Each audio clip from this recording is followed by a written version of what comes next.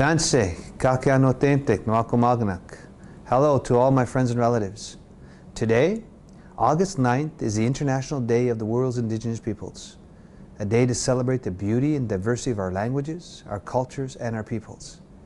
It's estimated that there are 370 million Indigenous people in the world, representing 5,000 different cultures, living across 90 countries, speaking 7,000 different languages. We are strong people who have survived for generations, often in the face of oppression and repeated attempts to assimilate us or even eliminate us. Indigenous peoples make up less than 5% of the world's population, but we account for 15% of the poorest on the planet. That's not right. We should not be poor in our own homelands. But the good news is we can fix it.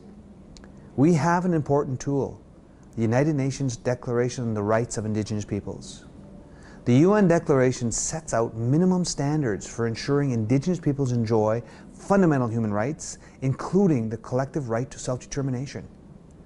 The Canadian government has expressed unqualified support for the UN Declaration, and some provinces are working to give it life. We all need to join in this effort. The UN Declaration is our guide to reconciliation. It is an instrument of peace and prosperity. It will help close the gap in the quality of life between First Nations and Canadians. In Canada, we want to do this by working with the government to create federal legislation and develop a national action plan for the implementation of the Declaration. This year marks the 10th anniversary since the Declaration was adopted by the United Nations General Assembly. Now is a time to work together to give life to the Declaration in Canada and around the world. Today, First Nations stand in solidarity with Indigenous peoples from around the world in calling on all nation states to honor our rights and implement the UN Declaration on the Rights of Indigenous Peoples, and we invite all Canadians to join us in this work. Together, we can make a stronger country for all of us.